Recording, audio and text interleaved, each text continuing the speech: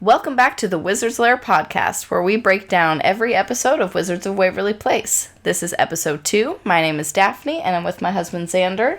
And today we are going to be going over season 1, episode 2. What's it called? First Kiss. First Kiss. Yes, thank you everyone for joining us on another episode, talking about one of the greatest Disney Channel shows ever, Wizards of Waverly Place. We're so glad that you are joining us, and we're going to be talking all about this episode.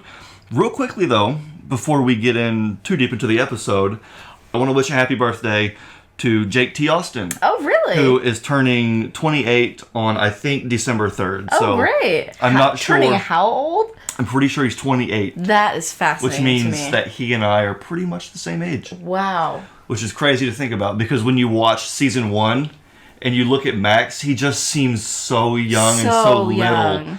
But I guess he and I were the exact same age. But anyway, so I'm not sure when this episode will come out, but December 3rd is his birthday, so we will real quickly just give him a big shout out. Happy birthday, Jake. And we will also be shouting him out on the Instagram page. So if you want more Wizards of Waverly Place content, be sure to follow the Wizards Lair on Instagram. You can subscribe here to YouTube. But yeah, so we're basically just going to be breaking down each and every one of these episodes. You can check out episode 1, which is already on YouTube right now. And then today we'll be talking about episode 2, which is First Kiss. This aired October 19th, 2007. Which seems like so long ago. I know. Which is crazy. But do you want to give us a quick rundown, a quick synopsis of the episode? Yeah, so the main plot of this episode is surrounding Justin and his potential first kiss with this girl that he's dating. Her name is Miranda Hampson. Miranda, played by Lucy Hale. So that's kind of the main plot of the episode is him trying to get his first kiss, but being too nervous and he's very nervy. Keeps chickening out. And then there's also a really good subplot about Max and his infamous sandwich to the Max that almost became the official sandwich of the New York Mets. Mets. Yes, so let's go ahead and talk about that spell really quick that they use in this episode. So the spell that they use is McReary-Time Reary. Yep. And I believe they might use this later on in the series, I'm not sure, but this is the first time we hear this spell. And this is basically a do-over spell that when a wizard uses McReary-Time Reary, it will rewind time a few seconds or a few moments in order to allow a wizard to undo a major mistake or quickly fix something. It's supposed to be an emergencies only type of deal. Emergencies only, yes, absolutely. And so one of the fun things about this podcast is that we're going to be looking at all the spells that the wizards use and how magic is used. And so is there anything you wanted to talk about this spell? Or I find it I know I have a few things, but I find it interesting that they said that only people from the wizard world are going to know that it's happened. Right, okay, whenever you go back in time. But mortals or muggles or, whatever you want to call them. Yeah, they never came up with a term for non-magic users, did they? They say mortals. Just mortals, yeah. There's no fun name for it. Right. But anyway. But when they experience it as deja vu, which I found interesting. One fun fact about this spell, you mentioned in episode 1 about how Ejbani Utusis was actually a play on words, referencing the band U2. So McReary-Time Reary is also a play on words. Is it really? Yes. So McReary-Time Reary is actually named after Gigi McReary, which is one of the writers for the show. No way. Which is kind of crazy because in my mind, since day one, I actually known about that for a while now. Yeah. But when I first watched the show, hearing McReary-Time Reary, it's a funny. Yeah, it's just a silly. That's a silly word, spell, a silly made up word. But the word reary is kind of like rewind or rear, going back. Okay. So I always it just made sense. Yeah, it made sense to me that way. But it's actually one step further. So Gigi McReary is one of the writers in the show, and I wonder if Gigi, the character Gigi, is where her name came from. I have no knowledge on, but it's got to be though. I never made that connection either. I love how, and that happens a lot in the show where there's either in spells or on signs in the background, you will see little Easter eggs like that. I can think of quite a few times where writers or creators of the show, their last names are kind of hidden throughout the show, which I think is really fun and fun to spot. Absolutely. And another fun thing about McReary-Time Reary that I noticed during this watch through was that this is a spell where the wizards don't use any wands. You're right, but they do have to do a very specific hand motion do they have dance to? Thing. Or is that something that Jerry just really wanted them? He's like, oh, and when you do it, do this. I mean, I guess it's possible that he was just messing with them, but they do it every single time. I think maybe he and his dumb wizard friends maybe came up with that back in the day, thinking they were like really cool. Yeah. And maybe for Jerry it's like a nostalgic. But now, also we know that wizards have to concentrate and really focus when they're doing the spell. And if you're going to be doing a time reverse spell, you need to be on your game. So maybe somehow doing that motion is just like almost like a helping tool or something like that. Where I feel like it's probably not 100% necessary, but definitely helps, especially for amateur wizards like them. So maybe it's like the training wheels of McReary-Time Reary. I just love the idea of a young Jerry and his idiot friends. Yes. We hear about Ponyboy later on in the series. I don't know if Ponyboy was a wizard or not, but I can see Jerry and his wizard friends doing this stupid, McReary-Time Reary, trying to like reverse time or whatever. But yeah, so they perform the spell 18 times. Oh my gosh. And during those 18 times, of course, everybody else is back at the substation doing the taste testing. Right. To the Max, which is a sandwich that Max has created. Can we talk about that for a second? Because this sandwich allegedly has peanut butter, gravy, popcorn, so a bunch of other nasty stuff. Here stuff. Are the ingredients that I gathered. You've compiled them. Here are all the ingredients. You did your research. I love it. Here are all the ingredients that I could gather for what goes into making the sandwich to the max. Ham, bologna, yogurt, mashed potatoes, a bed of chicken strips with a peanut butter blanket, according to Max, and possibly teriyaki, cheese, barbecue sauce. Teresa mentions popcorn. Yes. And the magical ingredient is gravy. Gravy ends up being the cherry on top. Yeah. The gravy on top, if you will. Yeah, so talk about a nasty sandwich. Now, I am all for ham, bologna. I'm all for mashed potatoes. I'm fine with the mashed potatoes and gravy, honestly. A bed of chicken strips? Sign me up. Peanut butter? No. No. Teriyaki? No. Gravy? Maybe. Popcorn? No. Popcorn? No.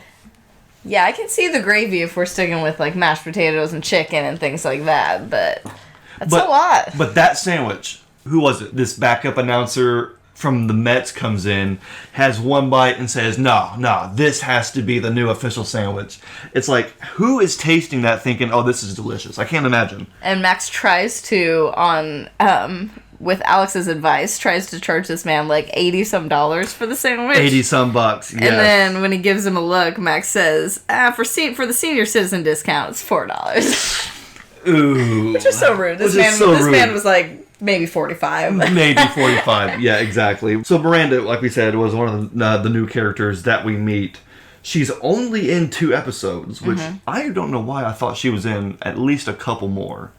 But she's only in 2 episodes. She's in this one, episode 2, and then she's in episode 10, which, if anybody who's seen the show will know, there must have been some issue as far as like these episodes being aired out of order. Yeah, it's very confusing. Because when we meet Miranda in this episode, her and Justin are already going out.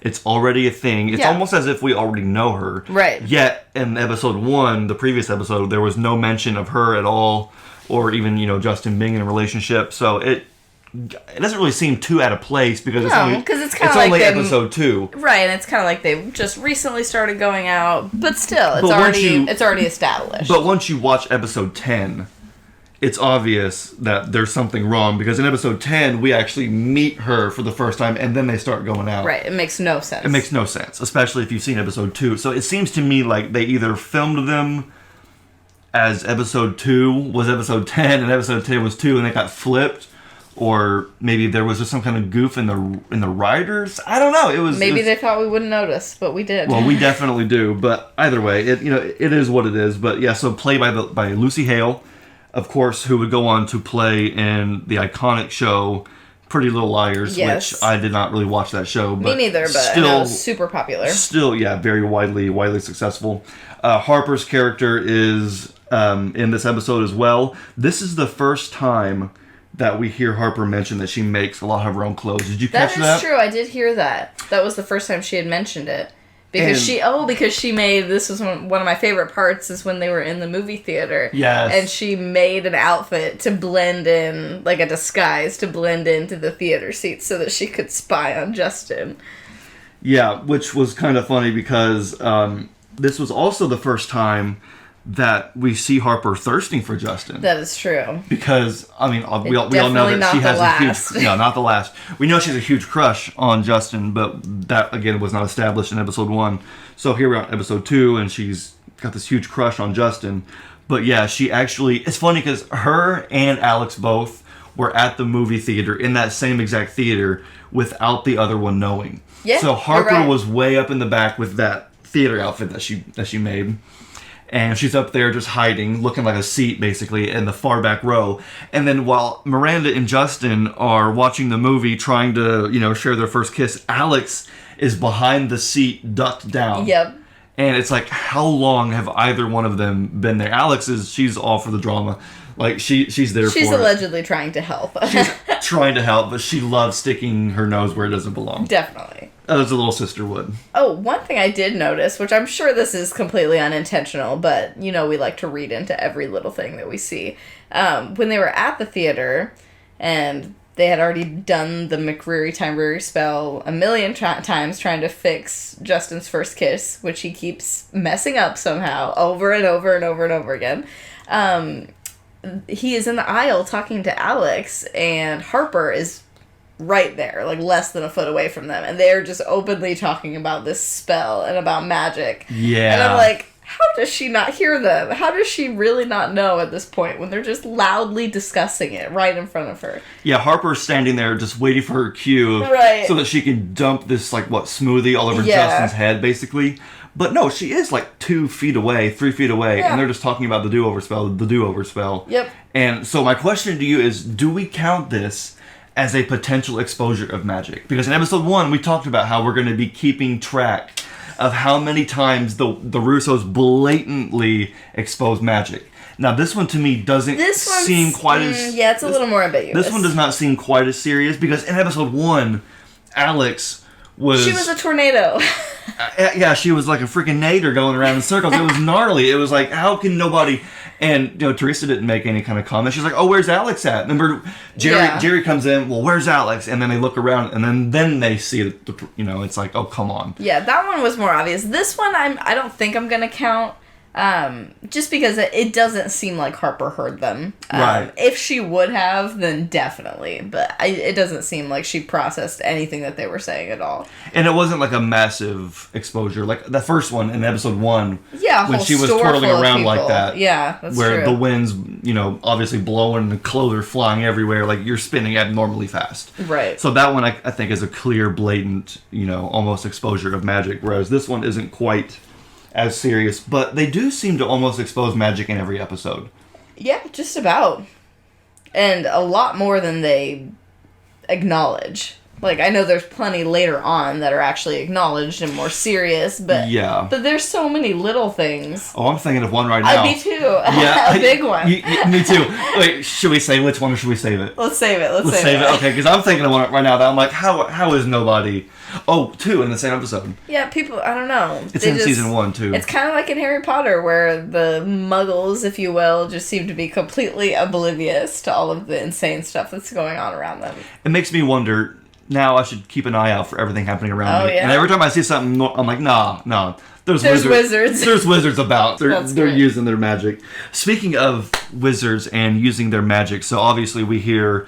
McReary-Time Reary is the spell that is used, but one other magical item that we see is the crystal ball being used. Oh, good, yes, good mention. So they're really trying to figure out what ingredients go into this sandwich that Max has concocted, and they cannot figure out all the ingredients. So Jerry's big grand plan is to everybody just huddle around the crystal ball, and we're going to look and see if we can see anybody at the Mets eating the sandwich, or if we can see anybody, we can go look back in time and, see Max making the sandwich, whatever it is. They're just trying to look and see if they can find the ingredients through the crystal ball, which to me is hilarious. And it kind of sucks because when Jerry goes to put the crystal ball back up on the shelf, it completely breaks. Yep, but that's what starts the whole chain of events of this episode. Oh, you're right. Them learning that spell to begin with. That's how they learn that spell. You're right. Something that Jerry mentions that kind of threw me off guard was that after the crystal ball breaks, obviously he freaks out because it's a crystal ball, but he says it's irreplaceable. That's true, and he does not really elaborate on that, does he? He does not elaborate, and I'm thinking, man, is that like... Because we know that wizards only get one layer. Yeah. I bet it's another one of those. It's like a family... There's the family layer. That's their family crystal ball. Is this the family... We heard about the family robe. I bet, yeah. There's a family robe. It seems like there's a lot of artifacts that are like, you only get one per wizarding family. Is there a family wand? Is there? I don't know, but there seems to be a lot of family, artifacts that get passed down from generation to generation. And this crystal ball... I wonder how old that crystal ball was. That's a good point. I don't know. How long that's been in the Russo family. But they did do McReary-Time Reary, so... Right. Saved it. So we're good. Yep. I wonder... interesting. I wonder what Alex and Justin would... Or I guess Justin... I wonder what Justin would have done if he was at the theater and, had messed up his first kiss with Miranda and didn't have the spell to use. It's like, yeah. They were kind of fizzling out as it was because she didn't think that he was into her since he wouldn't kiss her. So they probably just would have broken up, honestly. Yeah, I guess you're right. Because Alex really was trying to help. She is chaotic and messy and tends to make problems worse. But she really was trying to help him out there at the end. Yeah, she was. One last thing about McReary-Time Reary before we move on. This, I did not notice this before until this watch through. And when they're at the movie theater and Alex is constantly using the spell to rewind time to try and let Justin get the first kiss right. But obviously Jerry shows up and is trying to, figure out what's going on and is asking all the questions and is upset and everything that they're using the spell irresponsibly. And so much. But when I thought about it for a minute, I was like, wait a minute. Jerry should have never been able to make it to the theater, if you think about it. The theater must be close. I don't know. The theater must be I don't know how close, in Waverly Place. I don't know how close it is, but either way, he should not have been able to make it to the theater because as soon as he figures out what's going on and tries to go to the theater, the spell resets, which means he goes back. Oh, I see what you're saying. Yes. Okay. He goes back to the tasting, to the max. You're right. And then figures it out. Back. And then he goes to the movie theater. How does he do that? The only thing I can possibly think of is that once he tries to, go to the theater and then it gets reset, eventually he learns that's not going to work. Okay. And is able to have Max somehow flash him over to the theater. Can you do that though without the wizard coming with? I feel like Max could flash both of them, but I don't know. I don't know how the. I'm not sure because now that you mention it, we have not seen any wizard flash out in this series yet. No, I feel like it takes a while. For them to start doing that. Which is kind of funny because once that happens, they're constantly flashing. Yeah. But no, so we have not seen a wizard flash in and out, or flash anyone else in and out of a place yet. But that's the only thing I can think of, because logistically speaking, Jerry should not be able to make it to the theater because he's constantly getting sent back to the substation. But unless he quickly has Max transport him, flash him to the theater, and he's able to stop it before it happens. But it's possible, but if that's the case, then Max does that right in front of those New York Mets guys, right? Possibly. Because there's no time. Unless... Another thing to keep in mind is that this is, even though we see it all in a very quick succession, this is kind of happening over the course of a longer period of time, I feel like. I don't know. Some of the times where Justin messes up, it's immediate, but I feel like some other times there might be a couple minutes to work with. Maybe. Yeah, you're right. That's still a very good point, though, that Jerry would just keep flashing back to the diner, so... Yeah, obviously it's just a funny goof in the episode. It's nothing major to the plot, but it is a possible logistical error, and I love finding those. yeah. Anyway, so that was just something I thought that was kind of funny about McReary-Time Reary. So personally, I really like to pay attention to the clothes and the hair and makeup in these episodes because it's very 2000s Disney Channel. Even Alex's outfits, even though some of them are cute and she pulls them off because she's Selena Gomez, They were just insane. I mean, she just wears the craziest layers, like, most mismatched outfits. I know in this episode, one of the things we mentioned is she was wearing these, like, giant arm warmers or something. They're very fluffy, whatever they were. Fluffy things on her wrists that looked really strange.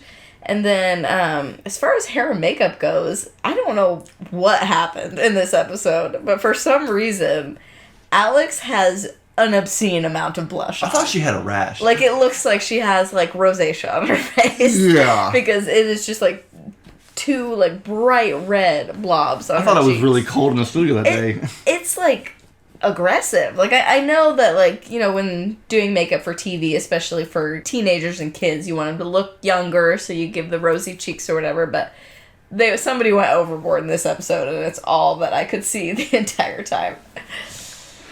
Here's something funny. So, obviously, the episode's called First Kiss, and we're talking about Justin trying to get his first kiss with Miranda trying to get it right. And both Alex and Justin get their first kiss in this episode. That's so true, and it's one of my favorite moments. I was just about to bring that up. So, it's the very last scene. It's actually like the end credit scene. Credits are already rolling. And we're back at school. Justin's had his first kiss with Miranda. They're kissing again in the hallway. He's acting all overconfident about it. And I think we had just found out in the previous scene that Alex still has not had her first kiss. She tried playing it off like, it was over Christmas break. They're like, no, Christmas break, we were at Grandma's. Yeah. Yeah, so you lying. But she will not have Justin one-upping her. So, what she does at the very end of this episode, walks through the hallway, grabs this random guy who had been hitting on Miranda earlier. Matt, yes, and just kisses him and walks away. Yeah, she was like, hey, Justin, watch this. And then I was like, oh, okay, there you go. But no, we meet Matt earlier in the episode because Alex is trying to convince Justin that she knows relationships and she knows girls. And she asks, hey, Matt, why don't you ask out Miranda? And he ends up doing it. But Justin's like, well, why would you do that? You just had hers... Yeah, just had him ask out my girlfriend. Yeah. And she's like, yeah, well, I proved that I was right, though. That's all she cares about. Yeah. But anyways, yeah, it was just a hilarious way to end the episode of her just so casually having her first kiss with some dude she doesn't even care about. And then he runs after her. Doesn't Justin have, like, that weird kissing montage? Oh, yeah, he called it his training montage, though. They even called it a montage before it happened. That's so disgusting. Where he starts practicing kissing on, what is it, like Max's soccer ball? First, I think it's versus Jell-O. Oh, yeah. Max's soccer ball. There's, the mop. Oh, yeah, and he gets caught every single time. Yeah, which is so American Pie to me. Yes. Like, if anybody's ever seen the American Pie movies, you know exactly what I'm talking about. Yeah. But that to me was very it's American Pie. It's like the PG version of American the PG Pie. version, basically, yeah. That's hilarious. But I would not recommend doing a training montage. Well, and the thing is, he kept doing it, like, in public spaces. Like, in the living room and in the sub shop. I'm like, if you're gonna be weird and practice kissing on random objects, do it alone in your locked bedroom. Like a normal person. I will say, though, it makes for great television. Oh, it's hilarious. And David Henry fully committed to that bit, so I loved it. Yeah. So, should we talk about our favorite quotes from the show? So, in case you didn't see episode 1, which I highly encourage you to watch episode 1, listen to episode 1, we decided that at the end of every episode, we would talk about our favorite quote from this particular Wizards episode and share that. So, do you want to share yours first? Yes. We almost had the same one, so I did have to switch mine, but I had 2 written down. So, mine comes from Justin early on in the episode when he and Miranda are holding hands, and they're both nervous, so they have sweaty hands. And Justin says, I have enormous glands. I have enormous glands. Who says that? Justin is so awkward. It is, like, almost painful. It is painful. How awkward he is. He can't even get through his first kiss. He can barely even hold hands with her. And I'm so sorry, this is kind of going off topic of our quotes, but one thing that I forgot to mention is how... So, Miranda is a little more like, they call her goth. She's not really goth, but, you know. Kind of. You know, she's got, like, black hair streaks in her hair, lipstick. like, dark lipstick, and, like, edgy clothes, things like that. But he actually mentions at some point, which I had forgotten, that he picked her to go out with because he didn't think he'd like her as much and thought he'd be less nervous for his first kiss. But then he ended up really liking her. And so that he's trying to think ahead. Yeah, that really took me off guard. I was like, oh, I didn't realize, like, which makes sense because this girl does not seem like she would be Justin's type. Right. Like, we think about the girls he dates in the future, like Juliet, complete opposite. Right. Like, usually he goes for the more girly type. So, it does make sense, but I thought that was kind of interesting and, like, kind of crappy, honestly. Very shallow, very crappy. Like, this poor girl. Which, it worked out, because he does like her. Well, it's a good lesson to learn, though, because he picked her based on her looks and her appearance, thinking, oh, I won't like her because of the way she looks. Yeah, I won't be nervous. And then he finds out that he actually does like the person. Mm-hmm. You know, don't ever judge a book by its cover. And he certainly did. So your favorite quote is... I have enormous Justin and his enormous glands. Well, actually, it's funny, because my favorite quote is also from Justin. Is it? Oh, yes, I know it is. So this is the same scene where Alex tries to get Matt to ask out Miranda. And she's like, oh, well, here's a cute girl. Just ask her out. And Justin's like, that's my Spanish teacher. And he just decides to open his mouth and awkwardly says, what, me llamo biblioteca or something like that? Yeah. Yes, and then he goes, I said my name is library. Yes. And it's like, Justin, come on. I don't understand how one person can be so painfully awkward. This is random, but every time I hear the Spanish word biblioteca, I think of that episode of Community. Oh. If any of you have seen Community. I almost forgot about that. I think of it every time I hear that word when Troy and Abed are rapping random words in Spanish. Troy and Abed in the morning. Classic. That's another good TV show. I wonder if there's a community podcast out there. I think there is. That'd be kind of funny. But yeah, so let us know in the comments if there's anything that we missed, any funny quotes that you like from this episode, or just anything that we didn't touch on. Be sure to like this video, follow us on Instagram, and then it'd also be kind of fun if everybody would kind of watch the show along with us. Yes, I highly recommend that. We are just going back and watching through every episode, and then as soon as we watch the episode, we're just recording an episode, basically. But yeah, no, I highly recommend that too, because especially if it's been a long time since you've seen the show, because, I mean, we do our little summaries at the beginning, but there is a lot that I'm sure you've forgotten, so I highly recommend watching along with us. It is on Disney+. And yeah, one of our favorite shows of all time. And it's going to get better from here. Yeah, and it's so much more fun to watch as an adult because at this point, like, we all still remember the characters and the quotes. But when you go back and rewatch it episode by episode, you kind of pick up on different things. And you look at the show as a whole. And I've noticed a lot of things watching the show back through on Disney Plus that I never even considered back in the day watching it on Disney Channel when you're just kind of watching whatever episode the networks are airing, you know. Yeah. With Disney Plus, you can control what you watch when you want to watch it.